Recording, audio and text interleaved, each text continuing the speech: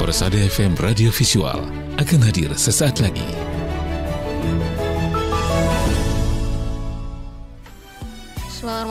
Assalamualaikum warahmatullahi wabarakatuh. Radio kesayangan Anda, Persada FM, pilihan pas kita dan keluarga. Siarkan kebenaran, tebarkan kasih sayang.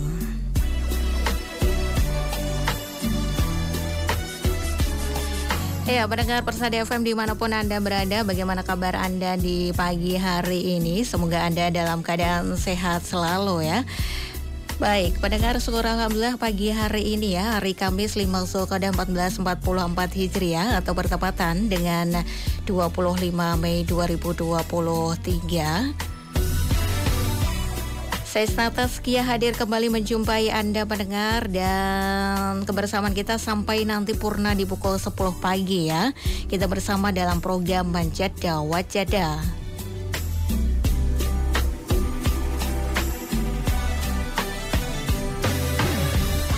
Ya pendengar, program Manjada Wajada ini selalu menghadirkan sosok-sosok yang menginspirasi di tengah-tengah kita semua ya.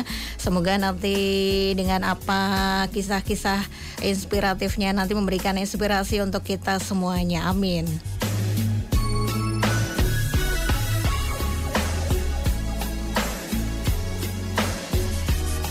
Dan di pagi hari ini pendengar, kita sudah ini ya terhubung via Zoom ini dengan sosok narasumber kita yang masih muda sekali. Ada Mas Muhammad Hilmi Sabtiul Asmi ya. Ini Mas Hilmi ini adalah mahasiswa berprestasi Mawapres UNS 2023. Kita sapa terlebih dahulu nih. Assalamualaikum warahmatullahi wabarakatuh.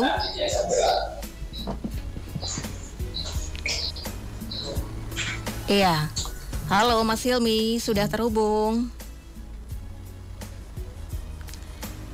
Baik, tampaknya masih ada sedikit gangguan ya. Halo Mas Hilmi. Halo Kak Isna. Iya, bagaimana kabarnya? Iya, baik banget ya. Sekarang kebetulan Azmi lagi di Bandung, jadi maaf nggak bisa langsung ke studionya. Jadi kita via Zoom ya. Iya. Kak Isna apa kabar? Alhamdulillah baik Mas Hilmi. Ini di Bandung di mana ini? Di rumah atau bagaimana? Iya, kebetulan kan di kampus ada program ya Mbak, namanya MBKM. Jadi sekarang Azmi lagi magang di kantor Kecamatan Lembang. Kak Isna pernah dengar nggak Lembang ya?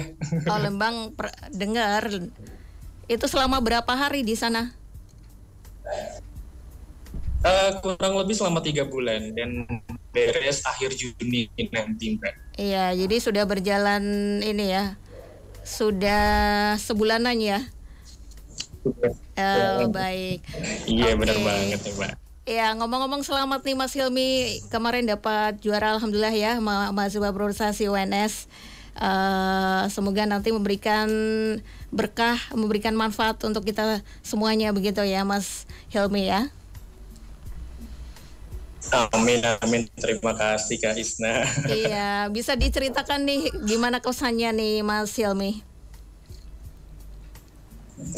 Ya Kak Isna, sebenarnya kalau kita berbicara tentang mahasiswa berprestasi gitu ya, kalau mahasiswa berprestasi itu indikatornya nggak hanya buat mereka yang juara ini, juara itu, menang ini, menang itu, nggak hanya sekedar itu Mbak. Jadi kalau kita berbicara tentang mahasiswa berprestasi, itu kaitannya sama udah bergabung di organisasi mana aja, kemudian dampak kepada masyarakat sudah sebesar apa, wirausaha atau tidak. Nah itu banyak banget poin-poin selain memang kita harus aktif di dalam dunia kompetisi gitu Mbak. Dan iya, kebetulan betul. Kemarin alhamdulillah jadi juara 2 ya, tepatnya juara 2 di Universitas 11 Maret di tingkat univ.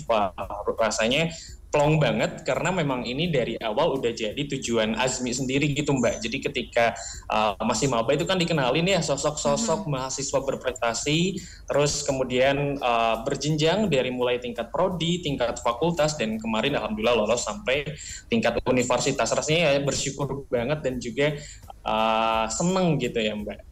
Iya, alhamdulillah ya, perjuangan panjang juga ya, kan melalui seleksi tahapan yang lumayan panjang juga ya Mas Hilmi ya. Benar. Iya, baik. Mas Hilmi, dan siaran kita untuk Majeda Wajeda ini juga disiarkan melalui live streaming di YouTube maupun Facebook 102,2 Persada FM. Untuk Anda bisa menyimaknya di sana dan Anda juga bisa mendengarkan di live streaming www.radiopersadafm.com. Silahkan untuk Anda yang ingin bergabung ya, bisa masuk saja di nomor WhatsApp kami di 081393809000 atau bisa meninggalkan kolom chat maupun kolom komentar di live streaming kami di YouTube maupun Facebook ya. Baik Mas Hilmi, tadi disampaikan ya, untuk menjadi mahasiswa berprestasi itu tidak sekedar punya juara gitu, mendapat juara gitu, tapi aktif di organisasi dan lain sebagainya begitu. Selama ini untuk Mas Hilmi sendiri ikut organisasi apa saja nih? Ya, kebetulan kalau ditanya tentang organisasi, memang saya orangnya ketika masih duduk di SMP gitu ya Mbak, di tingkat junior itu memang udah lumayan aktif gitu sampai SMA, dan terakhir di kuliah organisasi yang saya ikuti itu Himpunan Mahasiswa Pendidikan Administrasi Perkantoran. Itu ya himpunan prodi ya Mbak, himpunan prodi, dan saya diamanahi sebagai ketua umum ketika tahun kemarin, dan juga di organisasi komunitas daerah. Jadi kalau di UNS dan di Surakarta khususnya itu ada yang namanya komunitas-komunitas daerah buat mahasiswa-mahasiswa yang memang berasal dari luar Solo gitu. Dan kebetulan saya kemarin diamanahi sebagai sekretaris umum Mbak, sekretaris umum di komunitas daerah Rumah Jabar Surakarta. Jadi isinya ya anak-anak Sunda gitu ya, anak-anak dari Jawa Barat yang kuliah di Surakarta gitu Mbak. Aha. Jadi Mas Hilmi ini asli Jawa Barat berarti, orang Sunda ya? Orang Sunda, iya, asli Bandung saya Mbak. Okay. Dari kecil memang dari ini ya, tinggal di Bandung ya?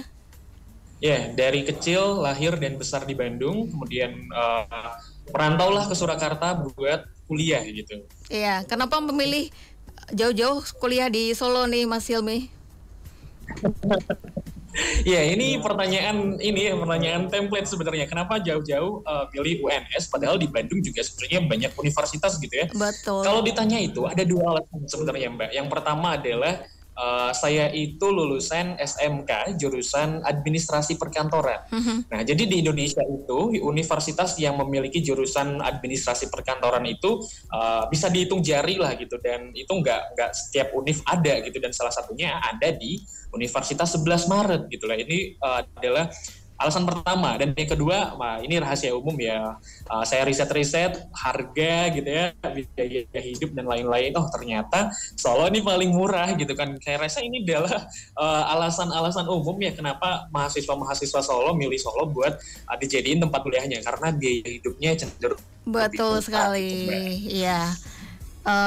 Solo biaya hidupnya sangat murah sekali ini. Bahkan sampai pertimbangan seperti itu ya Mas Hilmi ya. Masya Allah. Ya Mas Hilmi sendiri berarti dari prodi ini ya, administrasi perkantoran begitu ya? Kalau di UNS prodinya saya apa? Saya dari prodi pendidikan administrasi perkantoran. Jadi memang ada pendidikannya gitu Mbak. Iya. Kenapa memilih jurusan program studi ini nih Mas Hilmi?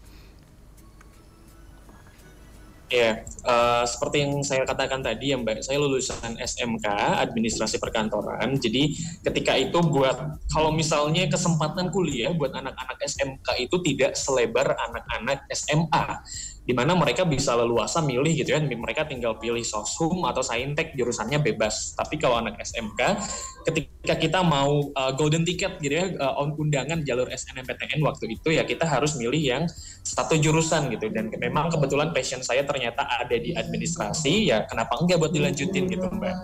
Jadi ya itu sih alasannya kenapa ngelanjutin di administrasi perkantoran. Dan khusus buat kenapa ada pendidikannya gitu ya, kenapa enggak di administrasi perkantoran murni gitu kan. Memang cita-cita saya dari kecil tuh jadi seorang guru ya Mbak, jadi seorang guru SD SMP tuh jadi seorang guru. Oh ternyata ketika kuliah sekarang pengen jadi dosen gitu. Jadi memang ngambil pendidikannya supaya kita tahu gitu tentang basis-basis menjadi guru, dasar-dasarnya apa saja yang harus kita persiapkan gitu. Jadi sekarang pendidikan administrasi perkantoran prodinya gitu Mbak. Iya, jadi pengen suatu saat nanti bercita-cita menjadi dosen ya. Karena dari kecil cita-citanya sebagai guru nih.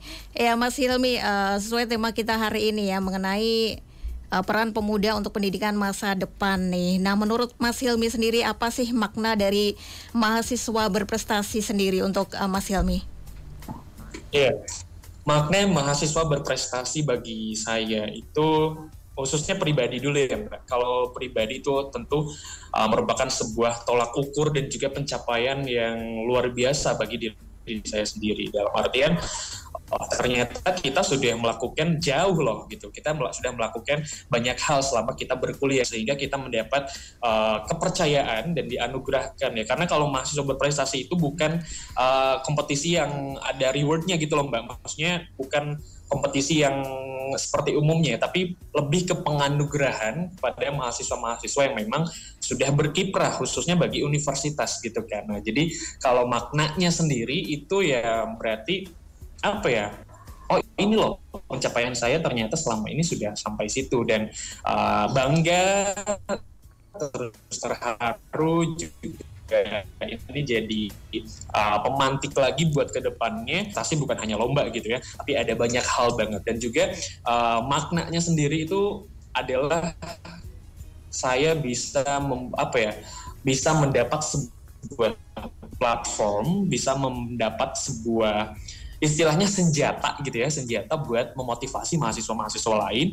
Yuk kita sama-sama menggeluti bidang yang kita suka yuk gitu kan. Jadi as a role model gitu loh Mbak. Jadi selain bagi diri saya sendiri, harapannya juga bisa berdampak kepada orang-orang di sekitar saya ya, minimal di teman-teman prodi gitu ya, teman-teman fakultas supaya lebih giat lagi gitu di berkiprah di bidangnya masing-masing gitu Mbak. Iya. Begitu ya, Mas Hilmi tadi kan untuk sampai menjadi mahasiswa berprestasi ya itu perjalanannya lumayan panjang gitu ya. Dan tadi Mas Hilmi juga mengatakan juga aktif di organisasi. Apakah aktif di organisasi ini juga ikut menentukan nih Mas dalam pemilihan mahasiswa berprestasi ini? Betul banget ya Mbak. Kalau dibilang panjang ya super panjang ya. Saya butuh waktu 3 tahun buat ngumpulin amunisi istilahnya ya. Amunisi buat berada di titik kemarin gitu kan. Jadi memang mahasiswa berprestasi itu dibuka maksimal untuk mahasiswa semester 6 gitu kan. Mahasiswa semester 6 dan saya coba tahun lalu juara di tingkat prodi alhamdulillah.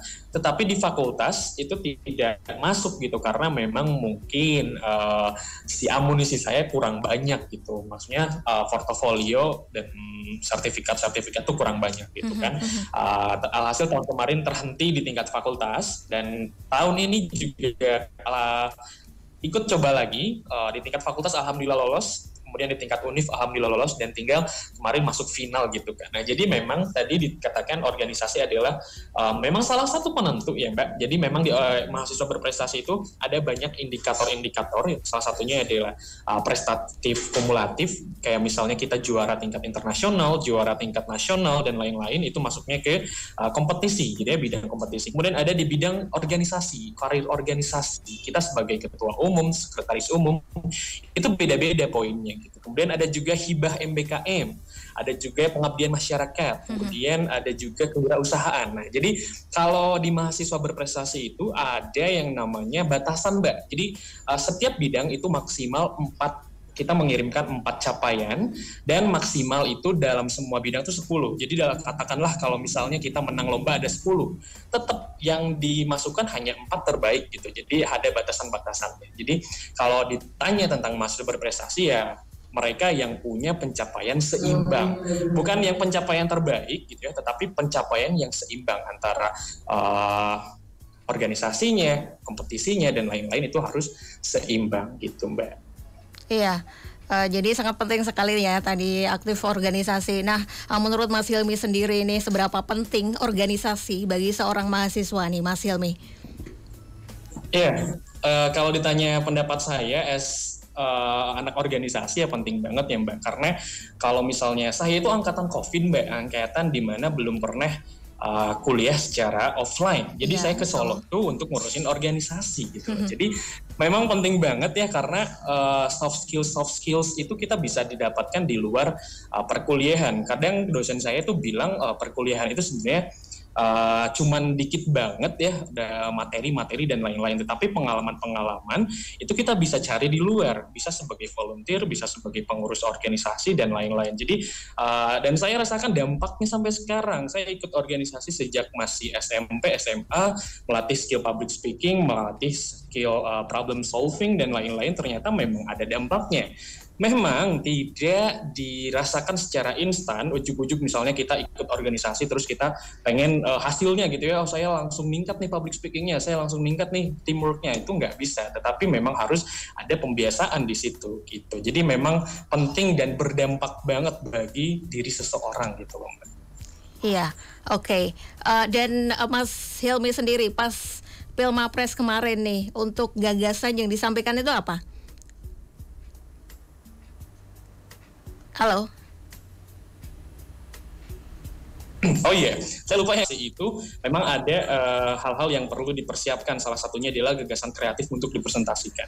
Nah kebetulan saya sekarang atau mungkin tahun ini ya Mbak, tahun ini diamanahi sebagai Duta Baca Kabupaten Bandung Barat. Jadi ya itu isu yang saya gagaskan untuk di Pilmapres tingkat Univ kemarin. Jadi saya membuat sebuah sistem aplikasi administrasi untuk perpustakaan desa, di mana memang banyak banget yang namanya permasalahan-permasalahan di perpustakaan desa. Salah satunya ya memang masalah sumber daya manusia. Mereka tidak memiliki tenaga profesional khusus tentang perpustakaan atau pustakawan di perpustakaan desa, sehingga banyak banyak sekali permasalahan yang timbul di situ. Bahkan mereka tidak bisa untuk mencetak kartu perpustakaan sendiri. Nah, berangkat dari permasalahan itu, saya membuat sebuah sistem aplikasi yang namanya Pendekar Perpustakaan Desa Pintar, yang basisnya adalah akses, dan itu juga cukup membantu. Kemudian saya presentasikan di Pilmapres tingkat universitas, dan itu sesuai dengan jurusan administrasi perkantoran gitu Mbak.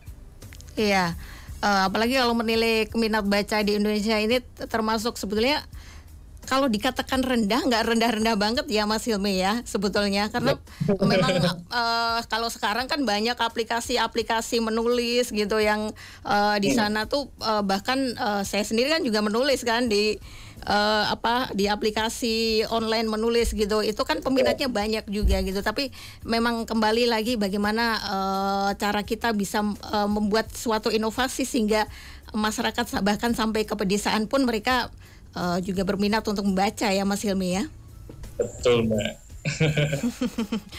Ya baik Mas Hilmi, nanti kita lanjutkan perbincangan kita di sesi yang kedua ya Mas Hilmi ya. Dan untuk pendengar yang ingin bergabung ya, silahkan Anda bisa masuk saja di kolom chat maupun komentar di live streaming kami di channel YouTube maupun Facebook 102,2 Persada FM. Dan juga silahkan Anda bisa masuk juga di SMS maupun WhatsApp kami di 08139389.000.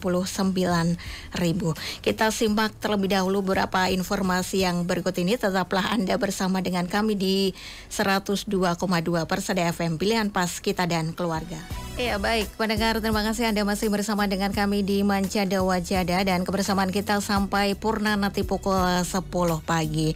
Dan kita masih terhubung ya dengan via Zoom dengan Mas Hilmi, Mawapres UNS 2020-2023 ya, yang kemarin alhamdulillah dapat juara 2. Baik, Mas Hilmi masih semangat ya? Oke, masih baik nah. Iya, baik. Mas Hilmi, tadi kan Mas Hilmi juga ini ya sangat peduli juga dengan bidang pendidikan gitu. Nah, menurut Mas Hilmi sendiri pendidikan di Indonesia ini apakah sudah bagus atau mungkin perlu banyak masukan-masukan begitu? Bagaimana menurut Mas Hilmi sendiri? Wah, ini sebetulnya pertanyaan yang memang butuh data ya Mbak untuk mengungkapkan pendapatnya. Betul. Cuman karena memang kebetulan saya mahasiswa pendidikan, mahasiswa FKIP, jadi sedikit banyak saya tidak akan mengatakan bahwa di Indonesia pendidikannya jelek gitu atau di Indonesia pendidikannya bagus banget, tidak. Tetapi memang masih banyak harus adanya improvement di dalamnya. Salah satunya adalah improvement di sumber daya manusianya. Karena istilahnya gini loh Mbak, ini saya menyampaikan keresahan calon guru di luar sana. Kebetulan teman-teman saya, kakak tingkat saya juga adalah calon guru. Jadi memang sebetulnya ada permasalahan mendasar mengenai tentang seseorang ingin menjadi seorang guru ya, karena kita bicara tentang pendidikan ya otomatis berhasil atau tidaknya itu kan berada di tangan guru. Mahasiswa di FKIP ya, di Fakultas Ilmu ada sertifikasi lagi, harus ada PPG lagi dan lain-lain gitu kan. Nah, lalu untuk apa kita masuk di FKIP? Itu adalah contoh kecilnya gitu ya, contoh kecilnya saja betapa belibetnya seseorang yang memang peduli dengan dunia pendidikan namun terhalang dengan birokrasi yang ini itu gitu ya. Dan permasalahan lain ya, kalau misalnya basicnya ya, pemerataan infrastruktur, pemerataan sarpras, daerah-daerah pelosok, dan sangat setuju dengan itu. Dan memang sekarang yang lagi hangat-hangatnya itu adalah penggunaan AI gitu ya Mbak. Jadi memang kalau ditanya tentang pendidikan di Indonesia sekarang kayak gimana ya, mungkin kita sudah bertransformasi dari yang asalnya pendidikan zaman COVID, sekarang pasca COVID, otomatis di situ ada gap loh Mbak, ada gap.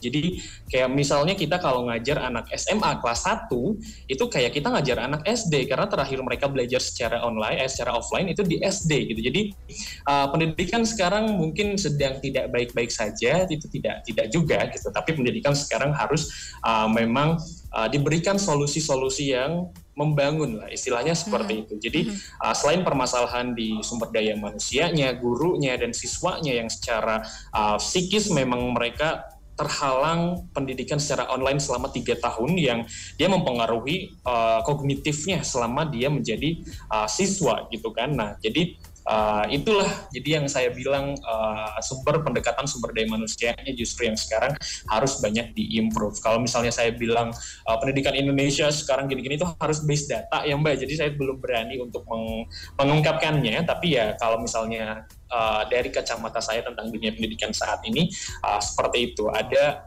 peluang dan tantangan mengenai AI, ada peluang dan tantangan mengenai akses internet dan informasi yang semakin luas, ya, semakin mudah diakses. Jadi bagaimana caranya dunia pendidikan bisa mempertahankan esensi dari pendidikan itu sendiri. Kalau menurut Ki Hajar Dewantoro kan setiap orang adalah guru, setiap tempat adalah sekolah gitu kan. Jadi memang bagaimana kita menciptakan suasana sekolah yang sebetulnya sekolah gitu ya, sekolah yang memang tempat mereka untuk menimba ilmu, tempat mereka untuk belajar dari yang asalnya tidak tahu menjadi tahu, tidak bisa menjadi bisa, tidak terampil menjadi terampil, dan dengan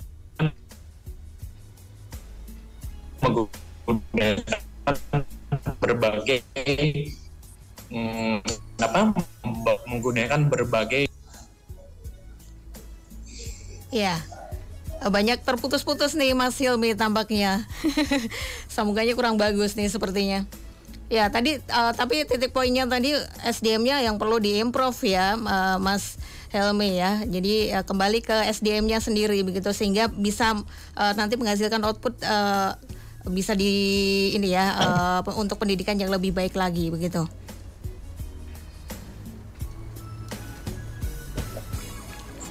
boleh. Iya, oke Mas Hilmi lanjut kembali. Mas Hilmi, terkadang kan Mas Hilmi sendiri dari Fakultas FKIP ya. Nah kalau saya mengamati yang kebanyakan dari FKIP itu ketika nanti misalnya mereka sudah lulus begitu ya, kebanyakan itu akhirnya keluar jurusan gitu. Misalnya ambil dari FKIP biologi, kemudian karena kayak pendaftaran PNS itu yang lebih banyak PGSD gitu, akhirnya kuliah lagi ke PGSD.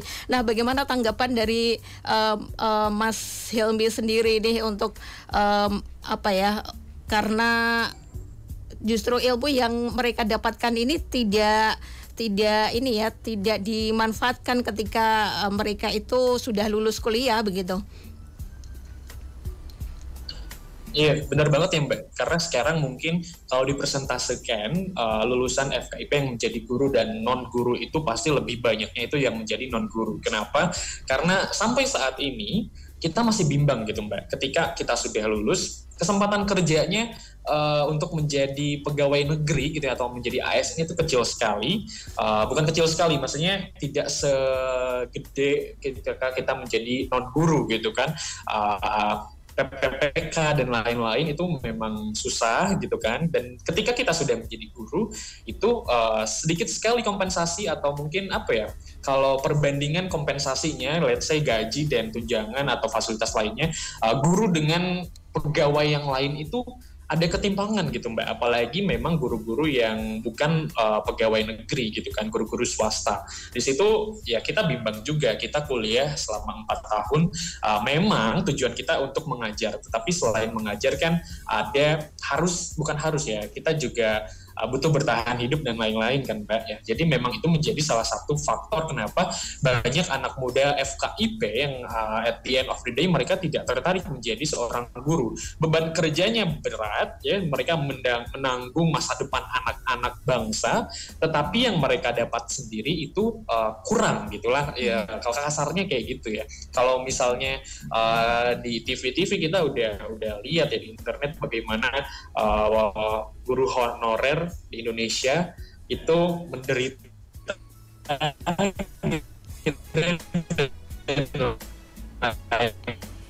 Ya, oke. Memang Iya.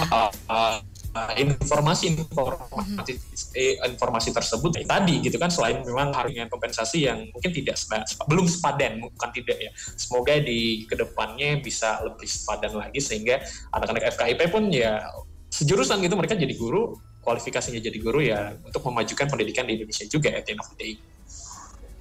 Iya, oke. Mungkin ada masukan nih dari Mas Hilmi sendiri untuk khususnya para pemuda ya, agar mereka ini terlibat dan senang gitu untuk bersama-sama mengembangkan pendidikan di Indonesia.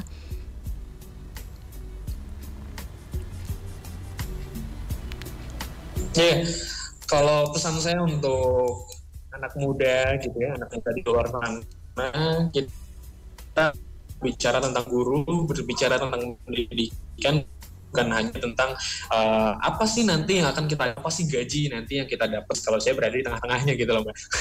Jadi apa ya, untuk memajukan pendidikan itu bukan sebuah hal yang mudah, dan untuk memajukan pendidikan itu tidak mesti kamu harus menjadi guru gitu kan, tidak mesti kamu harus menjadi pendidik, jadi pengajar. Memajukan pendidikan itu bisa beyond that, gitu, bisa lebih dari itu. Misalnya yang sekarang sedang saya lakukan, saya mengajarkan anak di lingkungan rumah saya terhadap literasi bahasa Inggris, karena memang di SD kesulitan dalam memahami kosakata atau apa ya, atau ya bahasa Inggris lah pokoknya. Saya bukan seorang guru, saya bukan official SPD gitu kan, tetapi karena saya memiliki ini nggak bisa nih kalau didiemin gitu, ini nggak bisa nih kalau misalnya anak-anak penerus bangsa mereka tidak diajarkan hal-hal basic ketika mereka masih kecil gitu kan. Karena ya saya percaya kalau misalnya pendidikan itu ditanamkan sejak kecil, kalau sudah dewasa itu kita sudah terdistract oleh hal-hal lain gitu loh Mbak. Jadi memang untuk memajukan pendidikan itu nggak membutuhkan kamu jadi guru sebetulnya, tetapi membutuhkan niat kamu untuk berdampak kepada masyarakat di sekitar, kayak gitu Mbak. Iya, jadi dalam hal pendidikan ini memang tidak harus menjadi guru ya Mas Hilmi ya, siapapun kita dapat ikut berperan begitu dimanapun, apalagi sekarang era digital ya, jadi bisa memanfaatkan dengan platform yang tersedia gitu. Baik, Mas Hilmi, tadi disampaikan juga Mas Hilmi pernah gagal ya di tahun sebelumnya, itu pernah menjajal untuk mahasiswa berprestasi tapi terhenti di tingkat prodi waktu itu ya Mas Hilmi ya. Dan alhamdulillah untuk tahun ini bisa berkesempatan menjadi juara di Wapres 2023 di UNS gitu. Nah Mas Hilmi, bagaimana bisa memacu semangatnya nih Mas Hilmi agar tidak menyerah begitu saja begitu? Iya, Sebenarnya kalau ditanya atau apa ya, atau berbicara tentang kegagalan ya Mbak, sebetulnya kegagalan itu bukan berarti kamu kalah dalam melakukan sesuatu atau kamu nggak bisa dalam melakukan sesuatu. Saya untuk untuk berada di titik tertentu itu perlu berbagai kali percobaan gitu ya, beberapa kali percobaan atau bahkan banyak percobaan sehingga kamu memiliki formula yang tepat gitu kan, formula yang tepat untuk set your goals gitu, untuk mencapai tujuan gitu kan. Nah, jadi kalau misalnya ditanya tentang kegagalan, justru kegagalan itu adalah cara terbaik untuk improve gitu loh. Kalau misalnya kita nggak pernah gagal dan kita ngerasa berhasil terus, ya kita akan terus berada di atas angin gitu kan. Nggak bisa yang namanya apa sih introspeksi diri gitu kan, apa sih yang kurang di dalam diri saya, atau mungkin effortnya mungkin kurang dan lain-lain gitu kan ya. Justru itu kita dapat ketika kita merasa gagal gitu kan ya. Kalau misalnya kita merasa berhasil terus sampai kapanpun, ya kita nggak akan pernah bisa be the better person of ourselves gitu loh. Jadi memang kegagalan itu adalah guru terbaik kalau menurut saya, selain pengalaman memang. Karena dengan kegagalan kita bisa tahu gitu sebenarnya apa sih yang kurang dari diri kita. Kayak misalnya tahun kemarin saya gagal di tingkat fakultas gitu kan, otomatis saya kan introspeksi, oh ternyata ini yang kurang, otomatis pemilihan di tahun depan ini yang harus saya perkuat, ini yang harus saya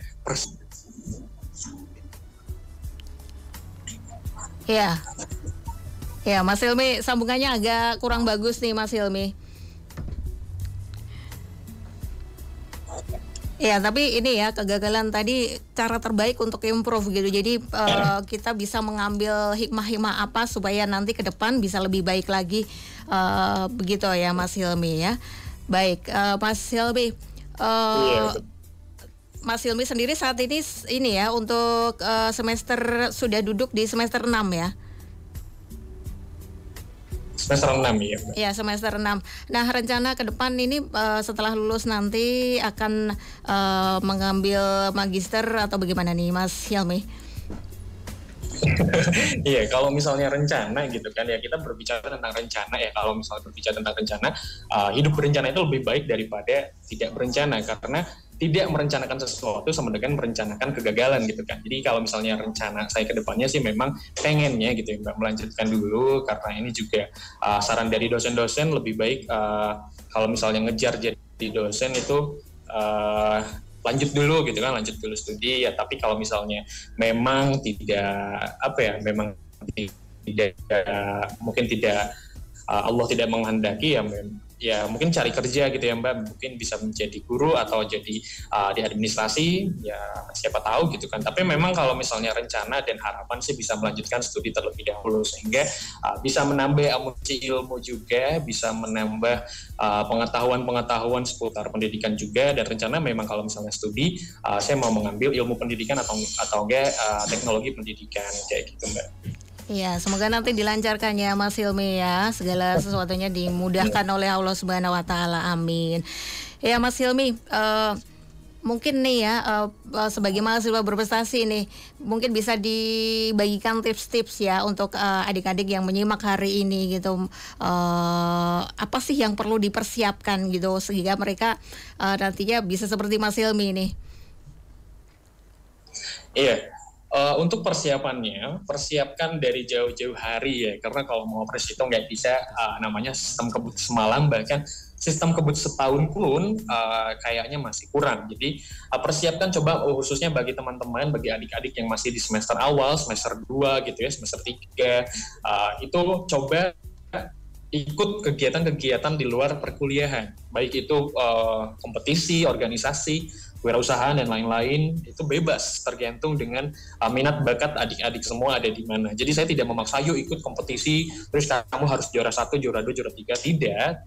Saya mengajak yuk, kalau kalian punya passion menulis, coba nulis artikel gitu kan, siapa tahu bisa publish di jurnal ilmiah dan lain-lain. Itu bisa menjadi salah satu poin pengakuan.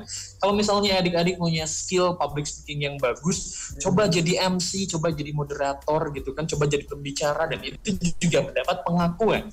Kalau misalnya adik-adik tertarik di lomba, yuk ikut lomba, juara, alhamdulillah. Enggak juga ya, berarti buat improve kita gitu kan, nanti juga itu diakui. Kalau misalnya adik-adik suka di bisnis, coba buat usaha gitu kan, coba buat sebuah inovasi-inovasi produk dan lain-lain, dan itu juga diakui sebagai mahasiswa berprestasi. Jadi ketika kalian ingin menjadi mahasiswa berprestasi itu banyak caranya gitu, bukan hanya tentang udah menang lomba apa aja, itu enggak ya, tapi banyak banget caranya. Yang penting fokus di dalam pengembangan diri sendiri kalian, kemudian improve apa yang menjadi kekuatan kalian, dan juga tutupi atau apa ya istilahnya, kekurangan-kekurangan itu ya nggak akan kelihatan kalau misalnya strength kita, kekuatan kita itu jauh lebih banyak gitu kan. Jadi memang persiapan dari jauh-jauh hari, dan juga ketika kalian sudah melakukan itu semua tetapi kok mas saya sudah banyak banget prestasinya, saya udah ikut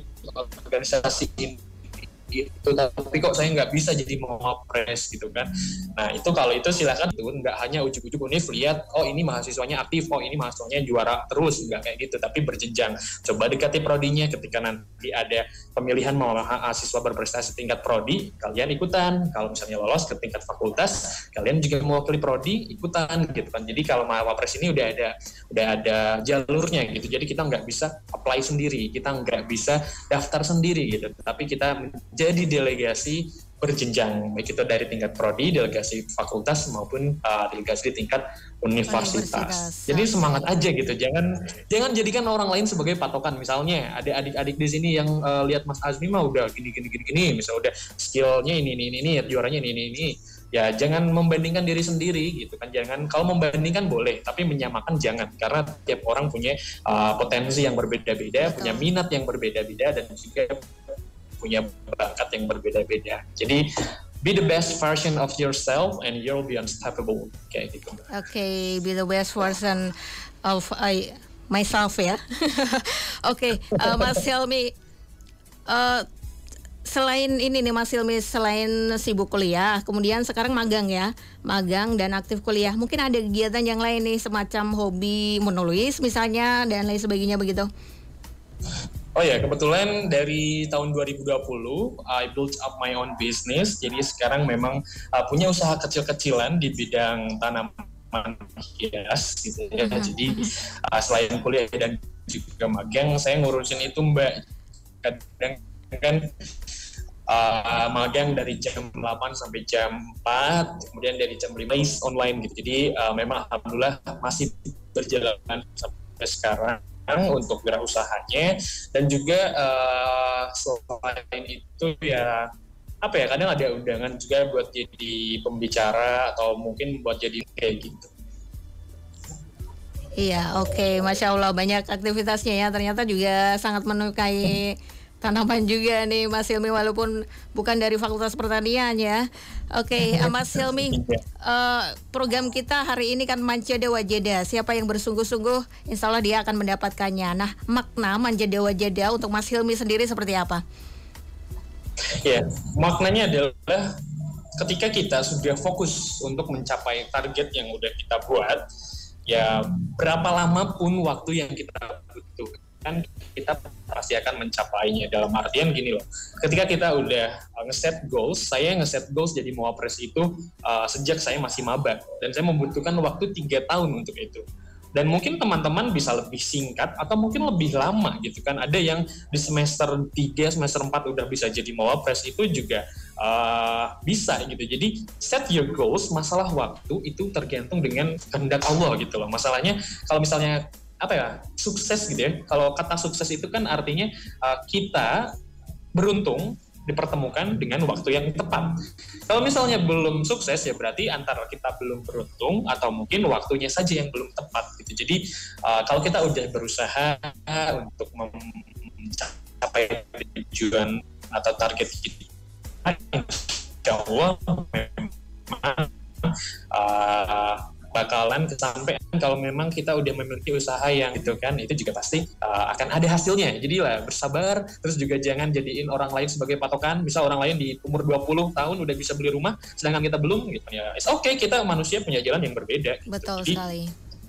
Jadi ya kita fokus di pengembangan diri kita sendiri. Kalau untuk melihat orang lain mungkin sebagai motivasi, it's okay. Sebagai perbandingan, it's okay. Tapi kalau misalnya disamakan, itu nggak bisa, karena tiap orang punya pikiran yang berbeda, punya privilege mungkin yang berbeda-beda, dan punya usaha yang berbeda-beda kayak gitu Mbak. Iya, betul sekali. Lebih baik memang fokus dengan diri kita sendiri ya Mas Hilmi ya. Oke, Mas Hilmi, tidak terasa nih kebersamaan kita sudah hampir di penghujung acara nih Mas Hilmi. Mungkin ada pesan-pesan yang ingin disampaikan kepada pendengar Persada FM yang menyimak di pagi hari ini nih. Silahkan Mas Hilmi. Ya, satu pesan singkat mungkin ya Mbak, karena kalau kelamaan nanti durasi. Pesan singkat dari saya itu, ingat bahwa setiap bunga yang tumbuh itu tidak selalu menjadi mawar, dan setiap mawar yang tumbuh itu tidak mekar bersamaan. Dalam artian kita sebagai seorang manusia ya sama, kita manusia, tetapi kita memiliki takdir yang berbeda-beda, nasib yang berbeda-beda, pun kita punya waktu yang berbeda-beda buat mencapainya. Jadi kalau misalnya kita berbicara tentang kesuksesan, itu kita beda-beda, it's okay, karena mawar yang tumbuh itu nggak selalu mekarnya itu bersamaan. Ada yang lama, ada yang memang sebentar gitu kan. Jadi kita fokus aja di proses, jangan fokus di hasil. Kalau misalnya kita fokus di hasil, itu sampai kapanpun nggak akan pernah ngerasa puas gitu. Ketika kita sudah mencapai sebuah hasil di level 1, otomatis kita mengharapkan hasil di level 2. Begitupun seterusnya. Jadi kalau misalnya kita fokusnya di hasil, itu tidak akan ada habisnya. Tetapi kalau misalnya kita fokusnya di proses, itu kita berarti sudah memiliki mindset untuk pengembangan diri kita menjadi lebih baik di setiap saatnya. Kayak gitu, Mbak. Iya, baik. Terima kasih Mas Hilmi sudah menyempatkan waktunya ya. Semoga nanti magangnya lancar dan tergapai cita-citanya, dimudahkan segala urusannya ya Mas Hilmi ya. Tetap semangat selalu nih Mas Hilmi. Amin. Terima kasih Mbak Isna. Iya, baik. Assalamualaikum warahmatullahi wabarakatuh. Waalaikumsalam.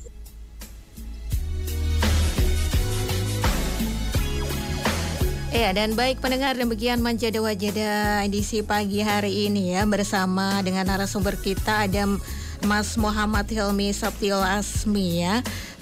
Mas Hilmi ini adalah Mawapres UNS 2023. Semoga apa yang disampaikan tadi ya memberikan manfaat untuk kita semuanya dan menambah semangat kita untuk tetap optimis selalu dalam mengejar apa yang menjadi mimpi-mimpi kita. Amin.